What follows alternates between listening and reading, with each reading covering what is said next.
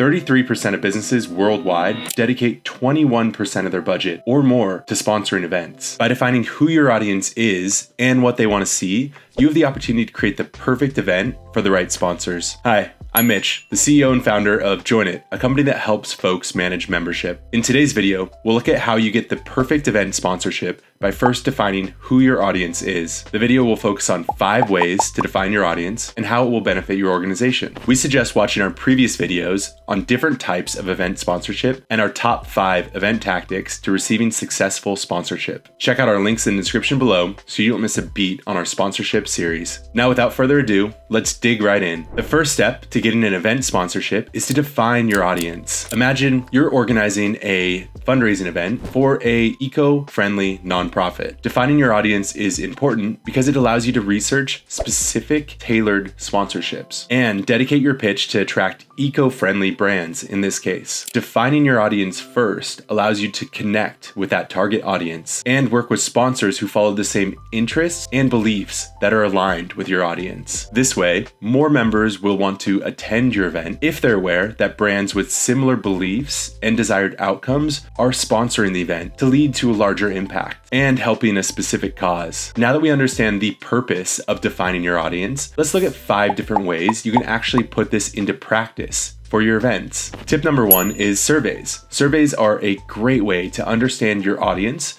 and what they want to see from the specific event or from the organization itself. This allows members to look into what they want to improve or any additional advice that your organization may need. You can use the survey information and present these ideas to your sponsorships through a pitch. This will ultimately show your sponsors what your organization and its members actually represent and allow sponsors to see whether they would be a good match to work with your organization's event. Tip number 2 is to focus on your organization's demographics. This means you must research your organization's demographics as a way to understand how your sponsors can resonate with your members. During your research, you can collect information on your members' age, ethnicity, gender, location, education, income, or more. By following this approach, you'll be able to target organizations for sponsorship when their target audience matches your organization's demographics. When you find a potential sponsor that has that crossover or member match with your member demographic, it increases the chance of a successful partnership. Let's go back to our example.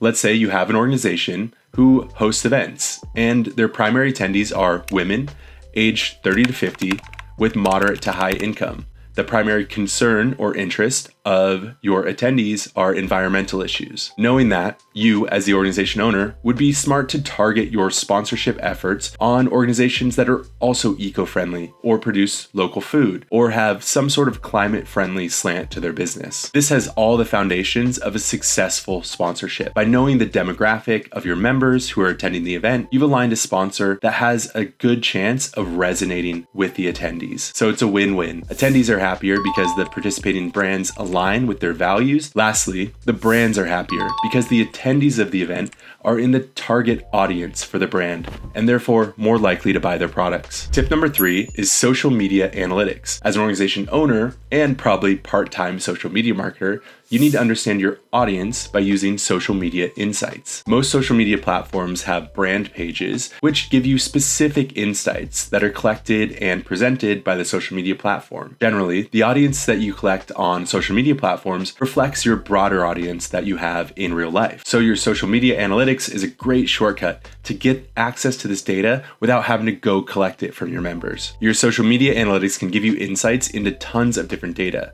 age, gender, location, top related pages. It depends a bit on the platform, but there's a lot of stuff to dig into. By following the analytics of social media, you'll be able to present a wide range of different content ideas that are influenced by that data on the social media platform. This increases the possibility that your sponsors will be able to generate relevant content that'll really resonate with your audience. For example, let's say your most popular social media platform is TikTok, then it's generally recommended that your event sponsors should be creating short form video content to meet your audience where they already meet you on TikTok. Tip number 4 is using membership management software. Using a system like Joinit allows you to keep your information on your members organized and in one central database, so you can leverage it in all your activities. Like most CRM systems, it can include information like age, gender, location, but it also allows you to collect custom fields so you can flush out their interests, their hobbies, their activities, whatever information you want to collect and store with that membership record.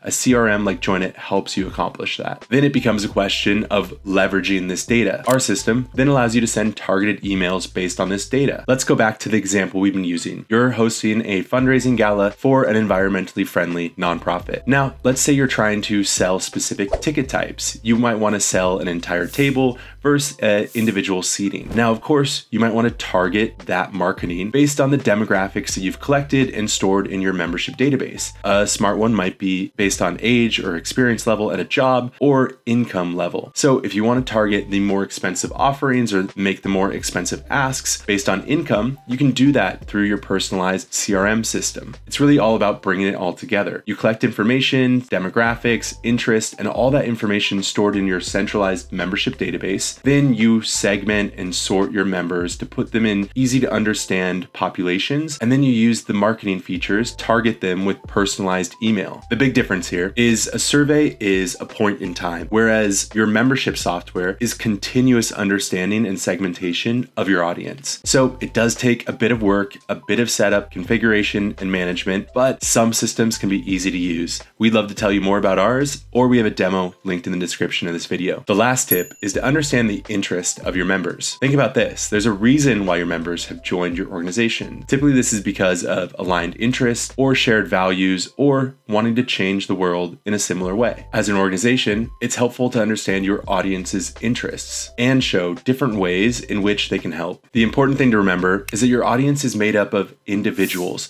and each of those individuals has their interests.